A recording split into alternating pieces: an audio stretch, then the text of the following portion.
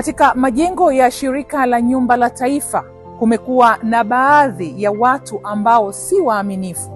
Tena baadhi yao wanafikia hatua ya kuuza upangaji kwa mtu anayehitaji nyumba ya Shirika la Nyumba la Taifa, iwe nyumba ya makazi ama jengo la biashara. Hapa ni jengo la ofisi ya Mkuu wa Mkoa wa Mwanza, Mheshimiwa Saidi Mohamed Mtanda.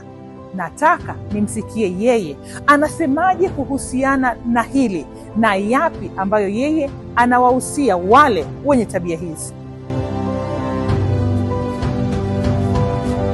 Na tena wito wangu kwa watu ambao wanatumia shirika la nyumba vibaya.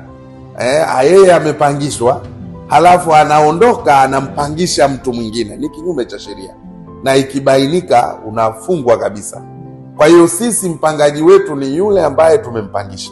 Na yeye anapoona sasa muda au uwezo wa kupanga, au ninahama, anatakiwa arudishe funguo kwa manager wa NHC katika eneo lake.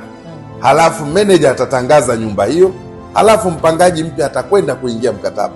Kwa hiyo wako watu wengine anapotaka kuhama, anaitangaza yeye kuuza nyumba hiyo, tena anaweka fedha nyingi, milioni 30, halafu anasema anampangisha yeye.